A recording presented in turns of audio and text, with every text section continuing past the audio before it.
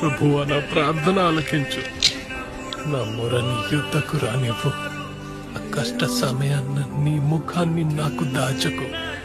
నాకు చెవి యొగ్గుము. నేను నిన్ను పిలిచినప్పుడు నాకు వెంటనే జవాబు ఇవ్వు. ముఖాన్ని నా నుండి దాచుకోకు. నువ్వు నన్ను చూస్తున్నావా? నీవు నీ యొక్క కృంగుదలలో ఒంటరిగా ఉన్నప్పుడు నేను నీ నుండి ముఖం తిప్పుకోలేదు.